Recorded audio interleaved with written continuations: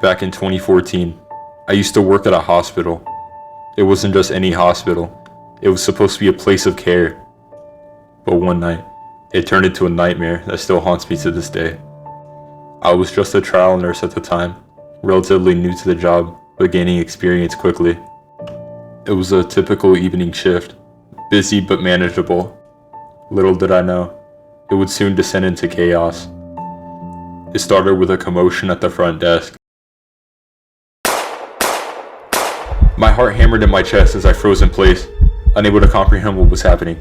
All of a sudden, I heard frantic voices over the radio, warning us of an armed and dangerous man entering the building. Everybody stay cautious. Active shooter in the building. I repeat, active shooter in the building. Roger that. Announcing security protocol lockdown. Panic surged through me as I realized the gravity of the situation.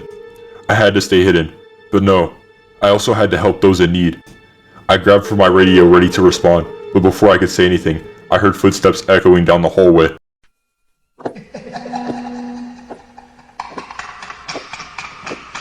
The laughter with it sent chills down my spine, a chilling sound that seemed to freeze the air around me. The maniacal laugh grew louder as he approached. I knew he was getting even closer with each step. Then I heard it, a desperate banging on the window of one of the patients in the room. A young woman pleading for someone to let her in. My heart twisted with fear and guilt as I hesitated, torn between my own safety and the instinct to help.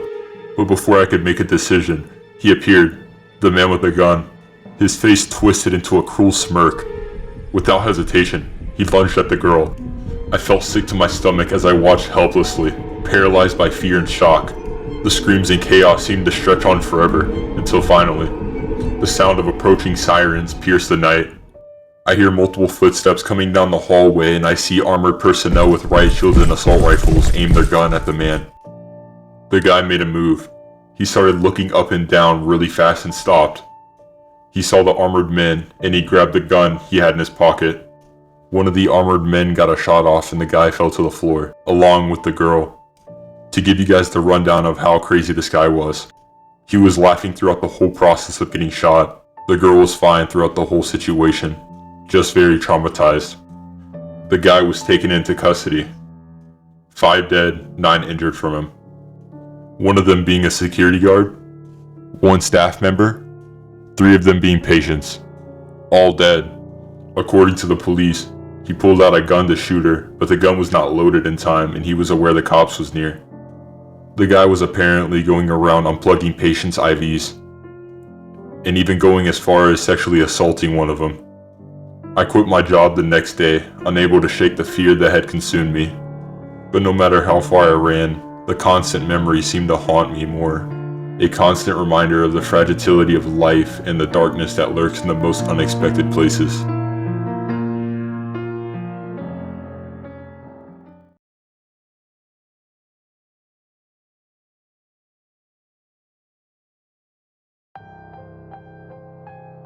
I moved into my house around a month ago. It was a decent house.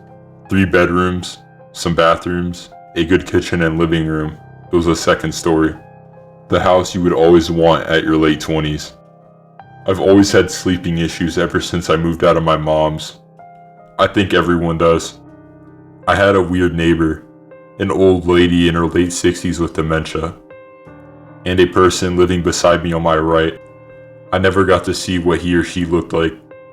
Anyway, I went to sleep late after getting off work. I think it was around 11 p.m. I woke up in the middle of the night to use the bathroom. The bathroom was across the house next to the stairs. Before I walked in, I heard a faint noise upstairs. Maybe house noises? I used the bathroom. I was about to unlock the door until I heard something tumbling down the stairs. I swung the bathroom door open, terrified. It was a dark mass falling down the stairs. I live alone, so this is very terrifying to see. It eventually came to an end and I could make out the person to be my neighbor that has dementia in her pajamas holding a knife in her hand. I gasped out loud.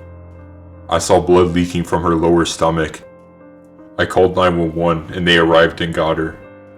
They put her into an ambulance. A A couple of officers stayed and questioned me about what happened. They finally left and I had to clean up the mess. I soon find out that she landed on the knife she carried up the stairs, tumbling down. She was hospitalized but was okay at the end. The knife to her stomach wasn't fatal. She said she didn't remember doing anything. All she remembered is waking up in a hospital bed. I decided to not press charges. I just hope this does not happen again.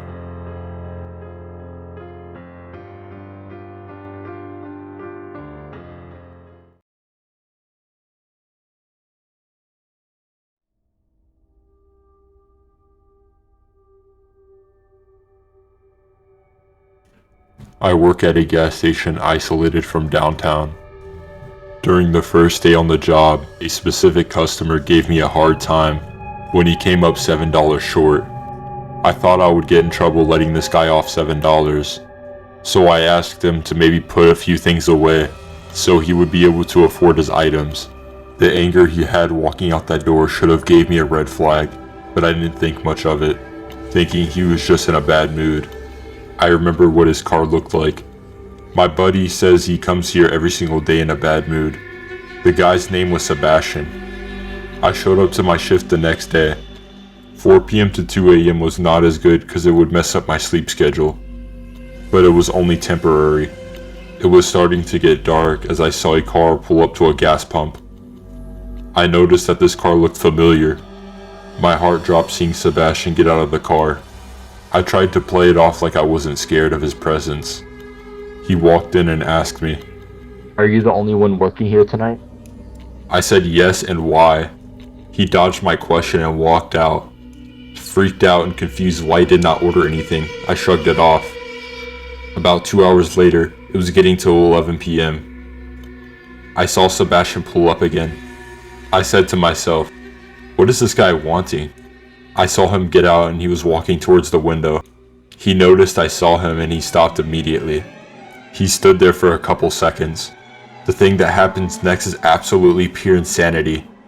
He reaches for his pocket and pulls out a Molotov cocktail from his back pocket and smiles. He then throws this Molotov cocktail and it goes through the window and starts turning the gas station into a fireball. I could see him getting back into his car and flooring it. I grabbed the fire extinguisher and the smoke alarm was going off.